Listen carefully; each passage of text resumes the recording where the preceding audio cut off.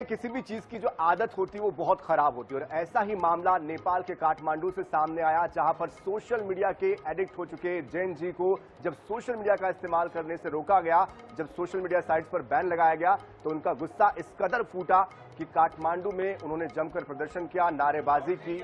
26 ऐसी social media sites थी जिनको कि सरकार ने बैन लगा दिया। इसके पीछे की वजह यह थी कि सरकार ने कहा, केपी ओली जो वहां के प्रधानमंत्री, उनकी तरफ से कहा गया कि ये जो साइट्स है उनका दफ्तर नेपाल में होना चाहिए, उनका रजिस्ट्रेशन नेपाल में होना चाहिए, लेकिन उन शर्तों को उन वेबसाइट्स ने, उन सोशल मीडिया साइट्स ने पूरा नहीं किया, जिसकी वजह से एक हफ्ते का जो वक्त उनको दिया गया था वो मियाद खत्म होने के बाद उन पर एक्शन लिया गया, उनको रोका गया। जैसे ही उनको रोका गया वैसे ही जो तमाम यूथ थे उनको इस बात को लेकर गुस्सा आया और नाराजगी उन्होंने जाहिर की। साथ ही उन्होंने ये भी कहा कि सोशल मीडिया का इस्तेमाल करने से हमें रोक रहे हैं, देश में रोजगार नहीं है, भ्रष्टाचार है और तमाम तरह की जो कारगुजारियां सरकार की है उसका मुद्दा उन्होंने मुखरता के साथ उठाया। इसके बाद यहां पर धारा 144 लगा दी गई, कई जगहों पर लाठी डंडे चलाए गए। अब तक लगभग 10 लोगों के मारे जाने की खबर है, 100 से ज्यादा लोगों को घायल होने की खबर है, लाठीचार्ज भी हुआ और आंसू गैस के गोले भी दागे गए। स्थिति एकदम तनावपूर्ण हो गई, हालात किस कदर बिगड़ गए तस्वीरों के जरिए आपको बयां कर रहे हैं। तो देखिए, संसद भवन में प्रदर्शन हुआ, बैरिकेड्स तोड़े गए, पोस्टर फाड़े गए प्रधानमंत्री के, सड़कों पर विरोध प्रदर्शन किया गया।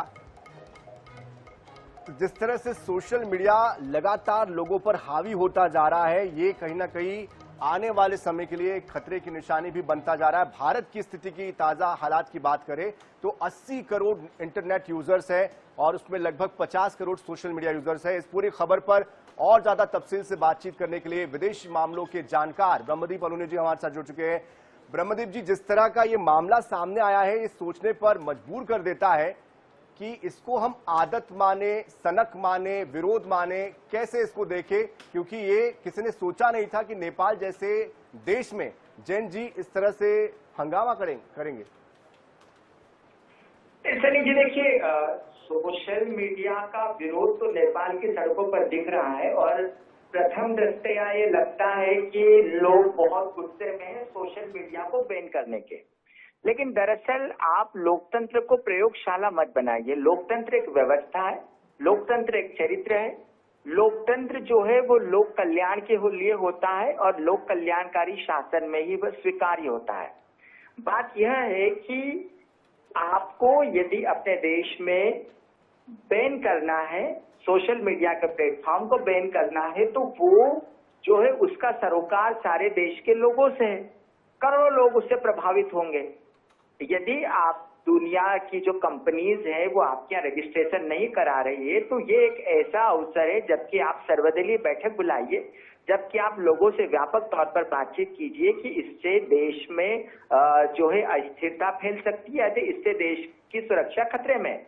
लेकिन मिस्टर ओली जो है वो शी जिनपिंग के शिष्य की तरह व्यवहार करते हैं, वो अपने निर्णयों को थोप देना चाहते हैं। और जब आप लोकतंत्र में, भाई चीन तो है नहीं नेपाल, जब और वहां पर कोई एक दलीय शासन व्यवस्था तो चलती नहीं है, तो ओली के जो काम करने के तौर तरीके हैं, ओली ने सोशल मीडिया पर बैन उस समय किया है जबकि ओली पर व्यापक तौर पर अविश्वास है। तो जनता न केवल इस बात से नाराज है कि उनके व्यापार व्यवसाय प्रभावित हुए हैं, न केवल इसलिए परेशान है कि उनके संवाद के जरिए प्रभावित हुए, लेकिन देश में ये संदेश भी गया है कि जो विरोध ओली के खिलाफ खड़ा हुआ है उसको रोकने के लिए ओली ने सोशल मीडिया को बैन किया है।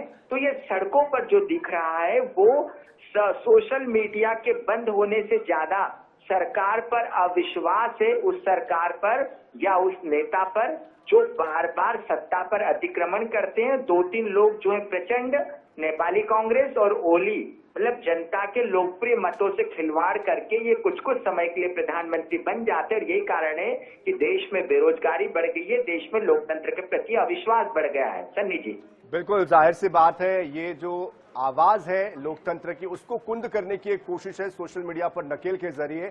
इसका आने वाले समय में क्या परिणाम होता है, किस दिशा में नेपाल आगे बढ़ता है, ये देखना होगा। बहरहाल बहुत शुक्रिया ब्रह्मदीप अलूनी जी हमारे साथ जुड़ने के लिए, तमाम बातचीत के लिए।